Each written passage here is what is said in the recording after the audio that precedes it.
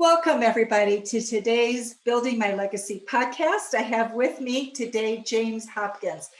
James is interesting because he comes to us as an expat, and he does his coaching and consulting primarily with expats at this time.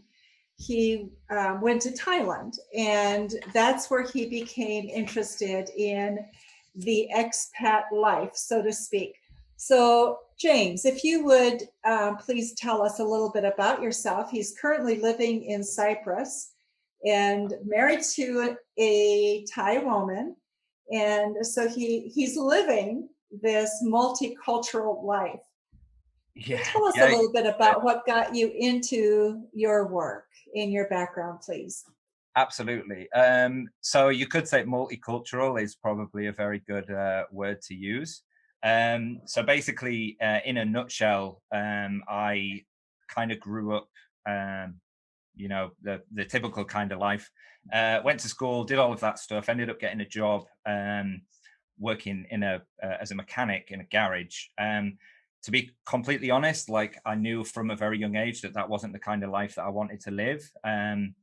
So to cut a long story short, I basically sold some of there was a bit of a personal trauma in my life. I was involved in a car accident and somebody unfortunately passed away when I was about 19 years old, which left me when I was 20 years old with a little bit of a bitter taste for the police and the justice system in the UK, because I kind of got the finger pointed at for this accident, which wasn't my fault, but because of my young age being involved in an accident like this. So without going into too much detail about that, it kind of just left me in a place of, working this job that I didn't want to do. And I wanted to get out, see the world, explore. My family had always lived abroad. I had all of these people in my family my mum actually lived in Africa at that time. And I wanted to get out and see the world. So I basically sold my car, sold all my possessions, jumped on a one-way ticket to Thailand, had a bit of money in the bank, but, as a 21-year-old, not a huge amount. And pretty quickly, after about 4, 5, 6 months, that started to run quite low. And I realized I was going to have to find a job. I was going to have to find something, to make money without going back to the UK. And that kind of led me into a couple of different jobs, like working in a call center, until somebody who I worked with in a call center introduced me to a platform called Upwork. And this was my real first taste of you can actually, make a living without working for the man, right? And this was 4 or 5 years ago now. And from there I basically got into freelancing through Upwork. I did various freelance gigs, started selling animated explainer videos. That was kind of my first line in, and then I discovered the world of internet marketing, social media marketing, the whole high ticket consultant, coaching and consultant space. And really from there I was doing this job that I didn't want to do, and I needed to find a way of making a good income. I was making about $500 working in this call center a month. So I was actually spending more money than I was making to actually live there. So I had this real drive to find something, and I didn't know what it was. And it took me quite a lot of searching. But around about 3-4 years ago-ish, I started getting into social media marketing, running adverts like Facebook ads, Google ads, some LinkedIn service as well, for businesses. And I basically kind of morphed into this position of a marketing consultant. By the way, sorry, I live underneath the flight path, so I can't help the aeroplanes. It adds to the expat feel, right? And I basically found my way into a marketing consultant type role, just working for myself, working with other businesses, helping them bring more customers through their door. And at that time, I started hitting some nice numbers. I started making some good money. And other expats around me who were still working these jobs, teaching English, working in a call center, doing the kind of jobs that, most people wouldn't necessarily choose to do if they had an option. They started to notice, right? They started to see the freedom that I had, and the money I was making, and the lifestyle that I was living. And people just started asking me, like, how are you? How have you built this business? How are you living this kind of life? I'd love to learn, etc. And at that point, I was just recently married. We just had our first and only child, Caesar. My wife's Thai, so we were in Thailand at that point. And people just started asking me, how have you done this? And at that point, I saw an opportunity to create a coaching arm to my business and to work with a market that really resonates with me. And we have a lot of alignment, people who live abroad who have often been through the same process as me. And then, fast forward a couple of years later and doing pretty well. now out in Cyprus. So obviously travel, adventure, living abroad, that's obviously a big part of my life as well. But that really takes us up to now without going too much into it. So, James, when you work with expats, what are their biggest challenges? Oh, wow. Great question. So typically the type of expat I work with, there's kind of two markets. The first market is a very beginner market. So it's people who have never really, never worked for themselves. They've never had their own business. They're very fresh to entrepreneurship. And that's the Lifestyle Marketeer program. That's who the Lifestyle Marketeer program is for.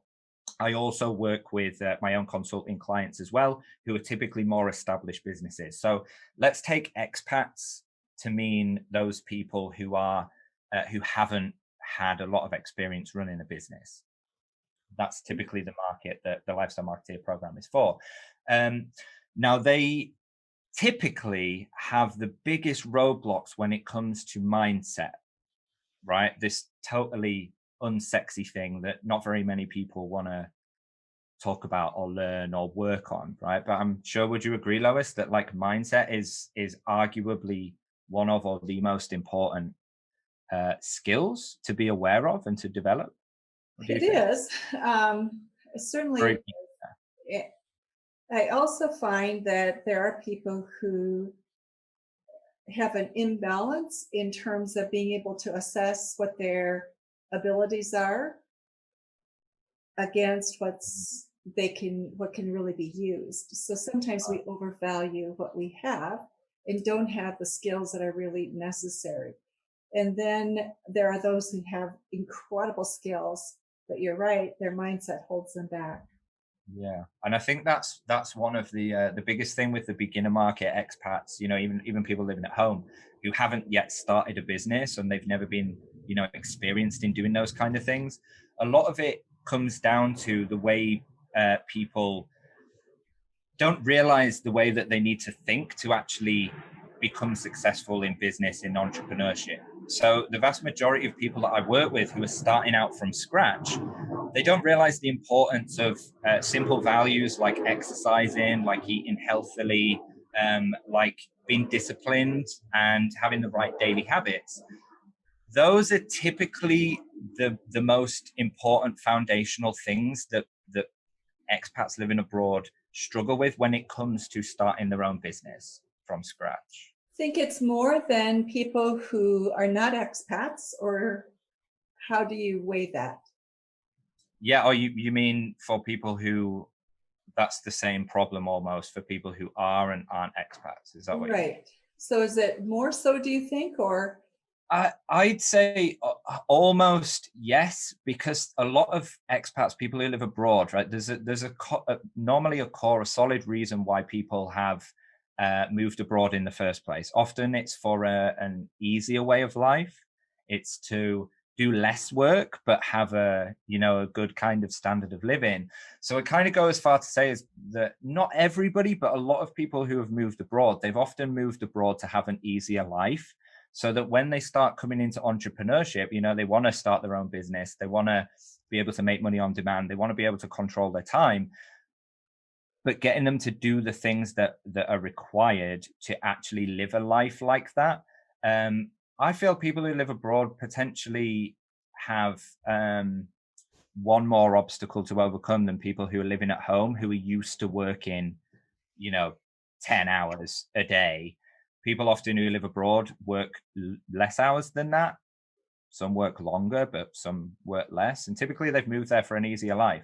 So it's getting people out of that gear where they're just ticking along, they're just cruising, they're making, a little bit of money teaching English and doing these kind of things. but they're trading all of their time in the process. It for me, one of the most enjoyable things is helping people shift up into the next gear to start working towards building the business and ultimately their life that they want to build. So that for me is obviously very enjoyable. So, how do people find you, James? Yeah, how do people find me typically? Well, obviously my kind of main bag is paid advertising, right? A lot of obviously what I do for my clients as well as what I teach the students in the program, it's all largely revolved around advertising. And particularly my kind of marketing strategy of where people would typically find me, they might be sitting on a beach out in Vietnam, and then along would come me on a YouTube ad introducing what I do and how it works. That's typically where the majority of people, come into my sphere. There, as well as, I've run a lot of Facebook ads in the past. Paid advertising is really my main bag. And now, as of late, I'm really paying attention to the content game. And coming on speaking to lovely people like you, and building up an organic YouTube following that way as well. But those are kind of the main ways that people would typically hear about me. Often not in the US. So I actually have very few clients in the US, given that I'm in Cyprus and the time zones has just led me to build a very successful business to this point, working with the Southeast Asian and European market. But that's typically how people would hear about me. So, James, you talk about how fatherhood really shifted your orientation. Share with us a little bit about what that meant to you and how it shifted you. Massive. So it's a little bit of one of those cliche, a little bit rags to riches type story, but it's quite a cool story. So basically, just before my son was born, but just before we found out that we were going to be having my son, my business wasn't anything like what it is now. Like it was, working with a handful of clients, not knowing where the next one was going to come from. But at that time, I only had myself to support. So, I was living in Thailand at that time. I didn't need a lot of money per month to sustain my life. And there wasn't a lot of pressure. But with that lack of pressure came the ticking along, not doing as much as I possibly could, not pushing myself, etc., etc. And then we actually found out that we were having a son, right? And this came completely out of the blue. We weren't trying, but it happened. And honestly, it's obviously one of the best things that's ever happened to me. My wife is, awesome. We have a great relationship, and that's really helped me in my journey. But my son specifically, when I found out we were having a child, I think anybody who's a parent who is listening to this now will remember the moment where they found out. And the feelings of happiness, but also maybe a little bit of fear come through when you realize that now I'm not going to be the only person that I'm responsible for, and I need to take my business and my career by the horns and really, go hell for leather at it, basically. And that's what happened. So we found out that my son, that we were having a baby, wasn't particularly I wasn't doing too badly, but I wasn't as financially stable as I perhaps could have been or wanted to be. And I realized that I didn't want to give my son the life that I was achieving myself. I wanted to be able to give him a life where he grew up in a nice environment, where money wasn't a problem, but not to be too spoiled, right? And that was really the motivator that kicked me from being a kind of a bounce along entrepreneur who makes a few grand a month here and there, to really, building a now multiple 7-figure business, online coaching business, and consulting business. That was really the kickstart. That was the fuel on the fire that I needed. And since then, it's everything thankfully has really gone from strength to strength. But it obviously wasn't easy getting started, right? Like I'm sure everybody can relate to. So, tell me, James, from the time you've been doing this, what, about 5 years, you said, or 3 years? In advertise coaching, about two and a half, but I've been in the advertising, digital marketing space for 4 or 5 years in Okay. some aspect. So in the entrepreneurial coaching space, about 3 years, what really, you said advertising pushed your growth. What Mm. else would you, if you were talking with somebody about what they needed to do, three things that would be keys to really getting an entrepreneurial business off the ground so it's not just a hobby, but a real business? Sure.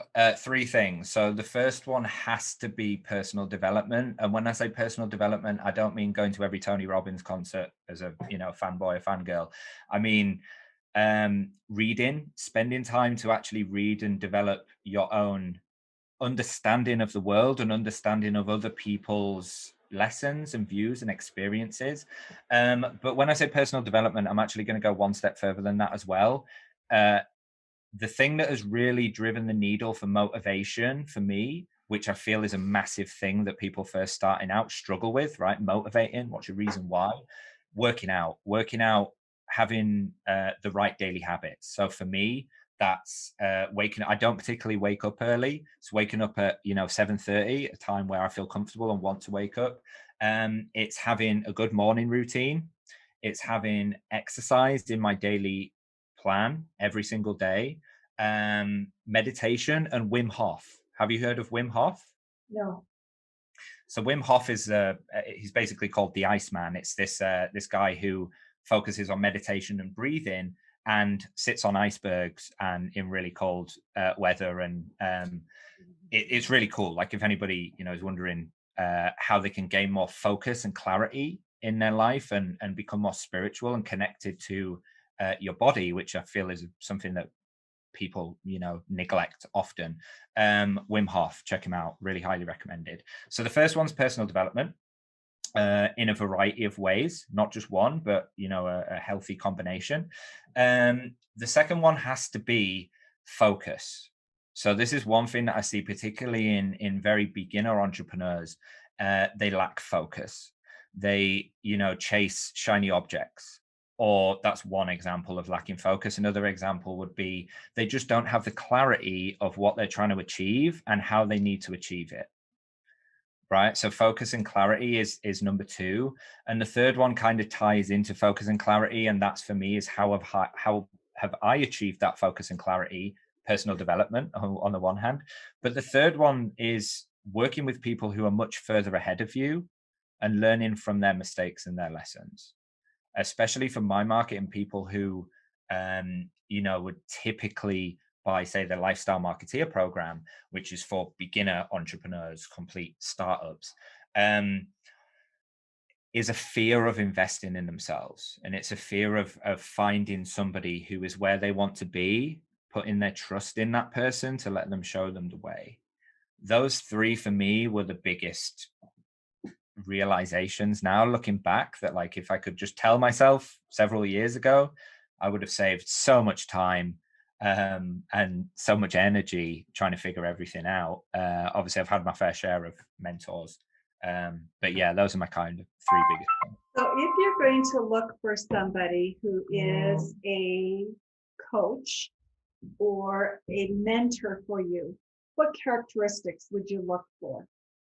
Absolutely. So yeah, another great question. So firstly, it has to they have to um there has to be alignment for me. I'm huge on alignment. I believe, working with the types of people that I work with and really focusing and niching down on that particular area. Um, Alignment for me is huge. So when I say alignment, I mean like somebody who shares similar values or or um, I feel a connection with. This Mm. is trying to put it into words. I often only buy myself through coaches and mentors. I've spent a fortune on them, but typically I'm drawn to people who I have alignment with, who I see myself in, who I see where I want to be, and that's the biggest one. Right? They've got to have achieved exactly what I'm looking to achieve, or at least the next stage of what I'm looking to achieve.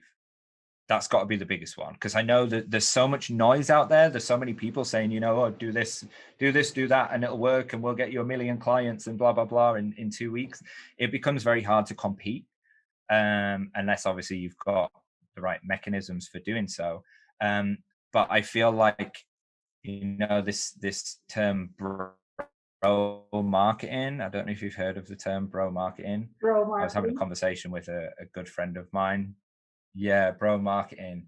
I feel like this is something that's really, that almost the trend is really picking up. And as there becomes more coaches, more consultants, people have to throw wilder and wilder claims out there. And eventually it gets to a point where those claims are just fictitious. And even in my experience and my journey, over the last few years, I've seen that become more and more prevalent. So I'd kind of recommend anybody who's, thinking of investing in themselves, thinking of investing in a coach or a mentor, that person has to have walked the path that you're trying to walk.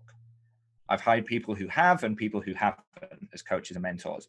And arguably, I believe almost every single one of them has driven the needle for me, probably because I actually put in the work and I actually do what's needed to get a result. But yeah, that alignment and the fact they've walked the path I now want to walk, that's very important for me. Okay, so anything else? We've got alignment, have walked the path that you're wanting to walk. Anything else that you think is really key to finding the right fit?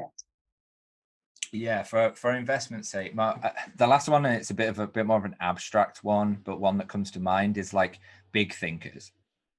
So I want to be around, and this is my personal preference, right? But again, my advice from the journey that I've walked, the most growth has come for me, I'd say arguably, coaches and mentors one, but arguably the people who I'm around. So if I'm thinking of investing in another coach or mentor, it's very important for me to see that they are big thinkers, right? They want to achieve the max. This just aligns with me and my personality. I guess that's kind of why I look. But with big thinkers often comes big communities. And often they've already got a following. They've already got lots of people who are going to be like-minded to you. So community, again, like a bit of an abstract answer, but community for me, I would seriously consider who I invest with based on their community. Because I know if I work with a coach or a mentor, that the value is not just going to come from working with that coach and mentor. It's going to come from the network that I make of being associated with that person. And that for me is huge. Bit abstract, but that's my answer. Got it. So big thinker, I think that's an interesting one, and certainly it has received a tremendous amount of attention in the business world in recent years. And there are those who would say that big thinking has to be people that are outside your industry and network as well, because otherwise you're just thinking more of the same. Your experience, thoughts, you work with people who are really outside the box already. So thoughts on that? Yeah. So do you mean people who I've worked with who are outside the box? People who I've been coached and mentored with who really think outside the box? So the first one, and this is a massive name in the industry, which I'm sure a lot of your following will have heard, but Sam Ovens. So Sam Ovens, I'm sure, like I said, I'm sure lots of people have heard of him. I was in Sam Ovens' program, so when nowhere near, like well before he ever really became such a huge name.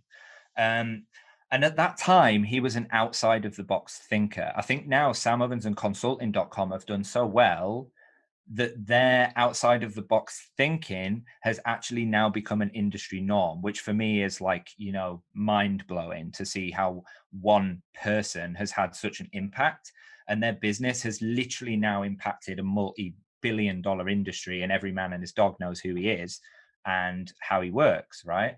So for me, the person who I believe was most outside the box at the time was Sam Ovens, and the way in which his philosophy. So there's lots and lots of coaches and consultants that anybody could work with who are basically regurgitating more of the same. right? Whereas with Sam and those type of people ignore the philosophy. They don't want to go into the how things work, in my experience. But for example, Sam Ovens' Consulting Accelerator, which is his very first, program, I think, however much it is, I'm not sure, but the entry level one. In that, he's got a mindset training which literally, changed the way that my brain worked. And at the time, that mindset training, that was completely out of the box.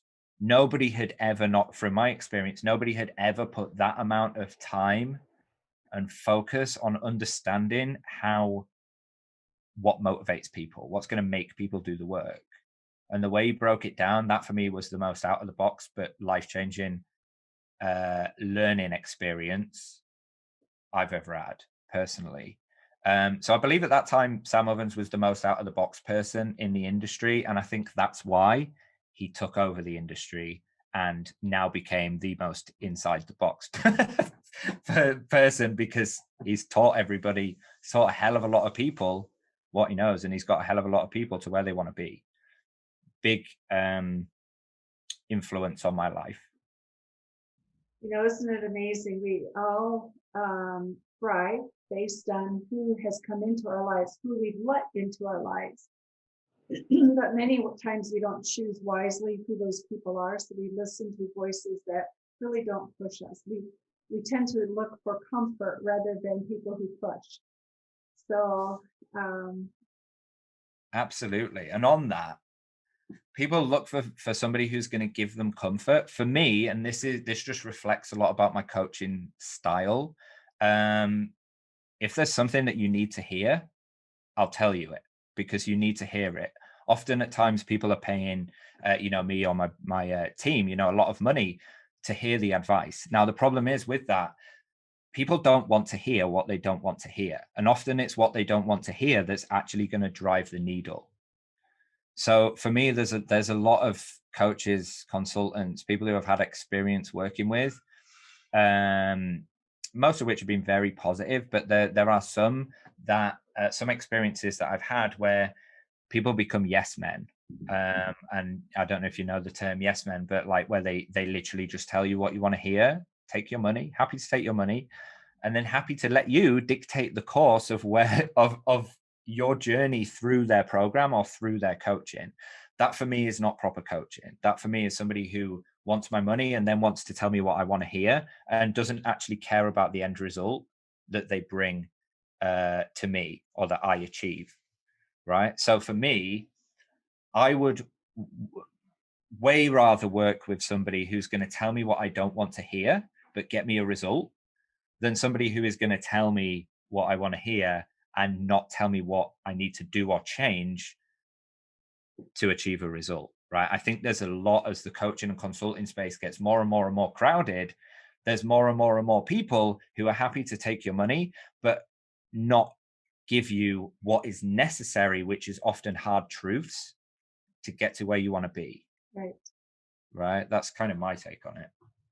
So James, we are almost out of time. And so before we would close, what things have we not talked about that you're passionate about or you think are really important for people to think about?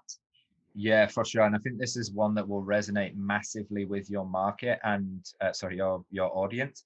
And one that has really come into my life recently since moving to Cyprus. And this is having a work-life balance. So I've never been happy. I've been in months where we've hit, 150, 160, 170K a month, and I've not been happy. And I didn't know why. I didn't know why I wasn't happy. And it was because, and I learned this the hard way, it was ultimately because I was chasing numbers.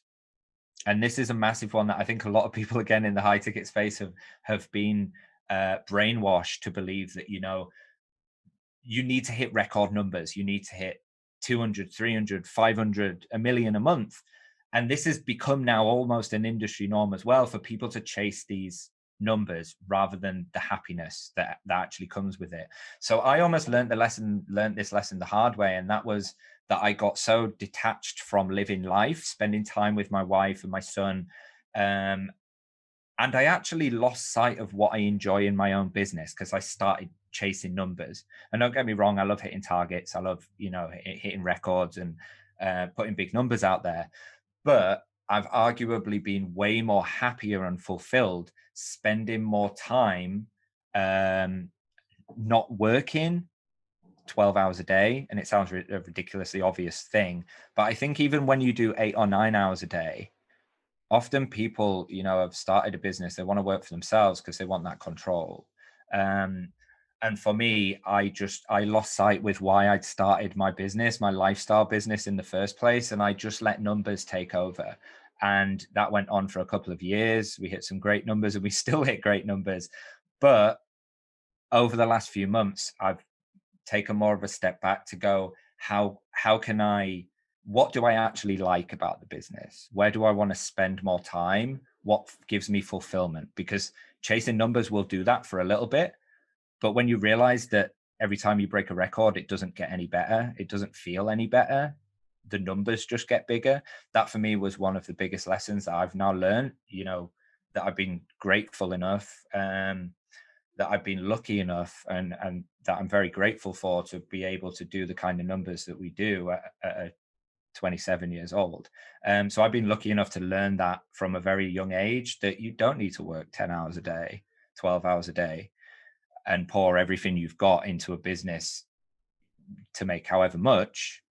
It's actually way more important to have a number that gives you a comfortable life. Shoot for that number, push yourself obviously where you need to, but enjoy your life. Like, everybody's in business because they want to have a good life, right? There might be some people outside that box, but the vast majority, they start a business and they hit a C-level exec, CEO, and they wanted to get there for what? Personal fulfillment, financial fulfillment, to give their family a good life. Many people just lose connection once they hit those heights of where they wanted to be. They then get disconnected with why they did it in the first place. That happened to me. If anyone can learn from that experience and that lesson, then that's great. Yeah, it's true. As soon as we lose sight of what motivates us, what our purpose is, we lose the joy of the work that we're trying to be engaged in. Yeah. James, thank you so much. It's been wonderful to talk with you and to learn what you have learned in your journey as you have worked with expats and really developed your own business. And I think many of those principles, as people begin to build their legacy, they're back to looking at what are the foundational pieces that I need to put in place in order to make that happen. Yeah. So absolutely. Thank you so much for being with us today. Lois, thank you so much for having me, and thank you for everybody for listening to my story and my journey. I've actually recently started a YouTube channel that I'm now working on, which is going to have a lot of content around mindset, the building blocks, ultimately getting those in place so you can actually set yourself up for a career and business that you ultimately want to build. So feel free to check that out. I'm sure you'll drop a link somewhere around this. Send us the link and we'll put it in the show notes so people can have access to it. Thanks everybody to listening to Building My Legacy podcast today. Thank you for watching my video. Don't forget to like, subscribe, and click the bell button above. Leave comments. We'd love to hear what you think, and visit our other social media links as well. Thanks much.